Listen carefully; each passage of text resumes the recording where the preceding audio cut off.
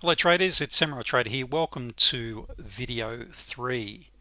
If you're watching a series of videos that I'm shooting today, answering questions from students and covering some live trades, let's see, what I was about to say. Please make sure you read the understanding the risk disclaimer, reading questions and things I got jotted down here at the same time. So I want to lead into this video where I'm going to cover some more specific questions from students.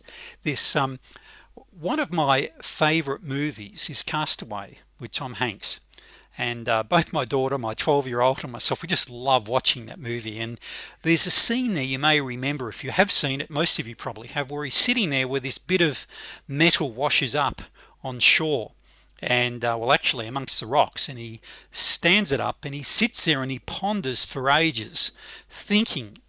And of course later in the movie we see what he thought of, or what his solution to a problem was using that bit of metal.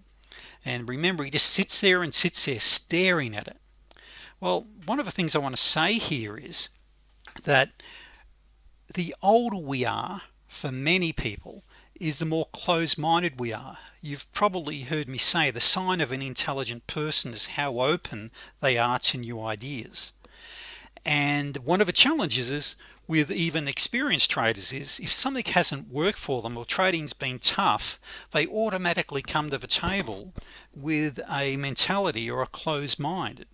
And just because on the charts, for an example, we don't have 101 indicators, they think, well, gee whiz, this can't be good. Well, we know the floor traders have used nothing more than patterns and moving averages for years. So I want to make sure, traders, that you've got the mindset of, from this won't work or this never works, to how can I use this? What's good about this? What can I learn from this? Likewise, when you watch these sessions, as I say, I don't have all the answers, but I trade every day and I learn something new every day. But I've got an open mind, and I think that is probably the big thing, or the best thing that's going for me as a trader. So please approach everything with an open mind. Is what's good about this? What can I learn? So let's now go and have a look at the charts again. So what I want to look at here and cover, the first question here is read the moving averages that I use. Now we've got our blue line, of course. We've then got our 8, our 34, our 89, and our 200.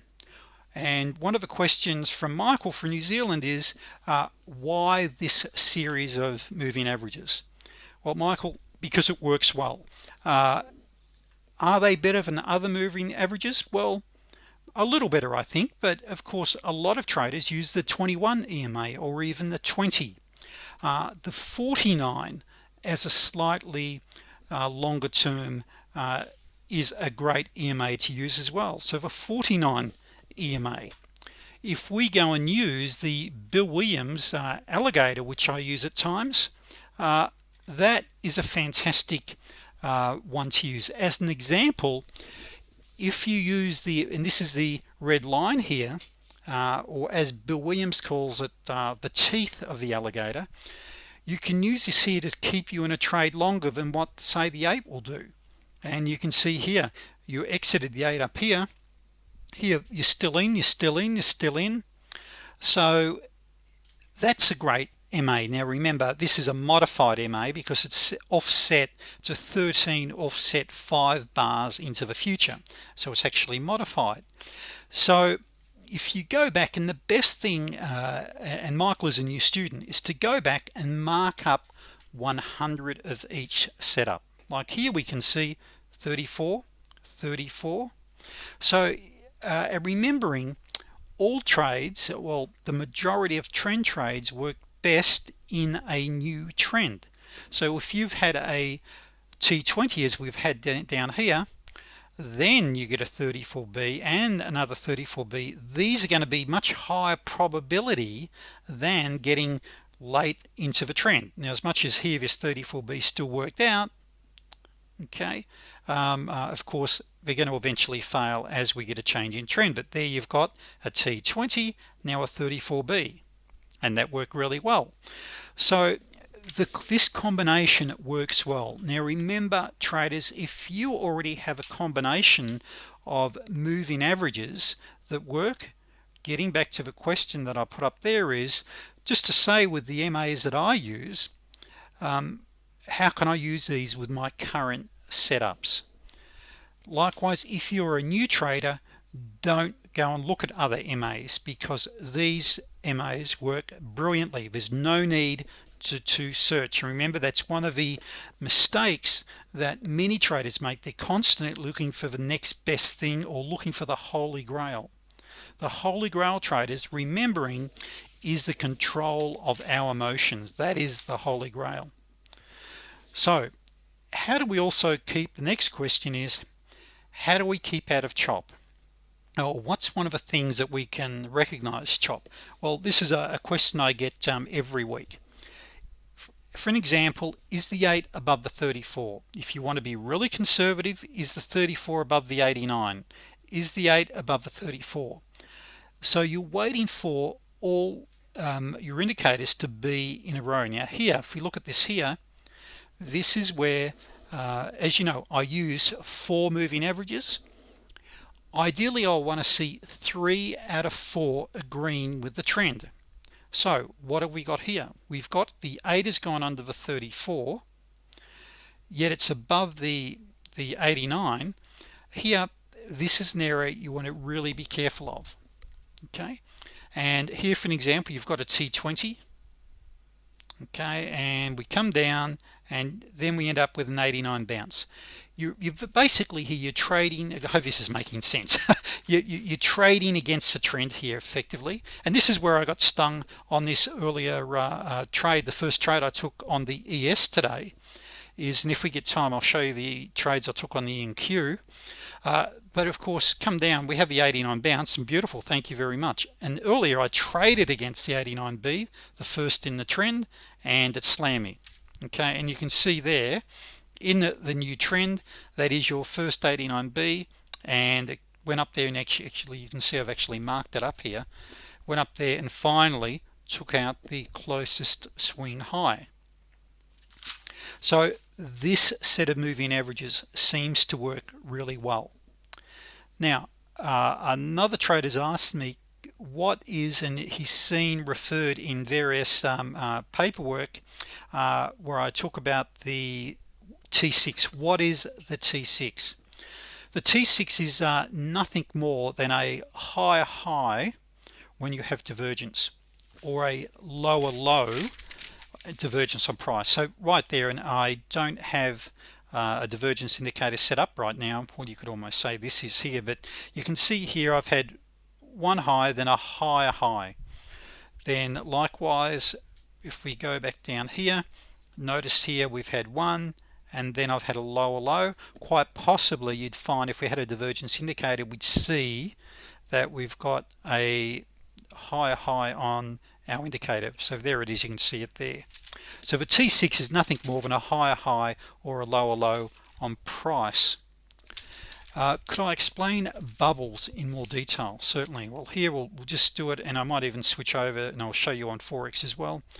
A bubble is, you'll hear me talk about bubbles and angulation, and here's one here. Angulation is a term that Bill Williams is really, I got off Bill Williams in Trading Dimensions, is here. Notice here I've got angulation moving away from our, and you've got here a wedge basically being formed. You can see it here and here. That's angulation, or I call it a bubble. Notice this bubble forming. When you have these bubbles form, it's a really good indication that you're going to have or possibly a change in trend. Now what I try to look for is real extremes to move away from your MAs. Now notice here that the 8 is pretty much moving in parallel with the 34 and the 89. Now yes, we had a small pullback, but not a great pullback, and I like to see extreme bubbles, and this is something I really want to just really warn you in taking counter trend trades. And remembering, traders, if you're a newer trader, taking the T7s, T6s, the the T89s, be careful in the T19 trades. I don't recommend you trade these at all if you're a new trader, because they're counter trend trading. At really, the T20s is a change in trend. That's okay, but you still want to be cautious, but be careful of your counter trend trades. So here we've got basically a small bubble. Here you've got a small bubble. It's just something, it's a pattern that appears, but remembering they're counter trend trades, so just be very careful with them. Once again, you can do really well. And I think if we look at my trading today, how many counter trends did I do on the ES? There were 2 or 3 that were great, that worked out really well, but I know them well, but they are a higher risk on those. So another question here, and we'll just before I go and maybe do another video, is he's using on his broker screen, he can't get all the indicators up that I've got. Okay, so and what he wants to trade is the T1, the T2, and the T20s. Now remember, these are all patterns, and if we strip the charts back, traders, all you really need to have on your screen is your stochastics. If you want to do the T2s, okay, now this is a double smooth. You know, normally I have my other stochastic up there when I'm doing the initial training, and your moving averages. There's nothing there except for the paint bars that you can't obtain on every trading platform. Every trading platform has stochastics. Now it just may be though, you may not be, and virtually I haven't come across one where you can't overlay your long-term stochastic and your short-term. If you've got problems with your indicators like that, give your broker a call. In this particular case, this gentleman, it's his broker. Give the broker a call or check support, and they'll be able to show you how to do it. But every platform has got the EMAs. So if we look at this here, except for the paint bars I've got here, is that we've got the EMAs and stochastics. That's all it is. Now what one thing I do want to point out as a reminder is with the paint bars, it's the pattern. So if you go back in your training, you'll see there what forms the paint bars. I clearly explained it in the training course, but even without those, these are very simply, they turn into T25 trades anyway. And remember the little secret I show you with these, with the 8 EMA. So you've got your entries if you rely on your 8 EMA, so you don't even need the paint bars. Hopefully that answered that question. So what we'll do, we'll swap from the ES, and I want to go across and do some trade recaps on the NQ 133.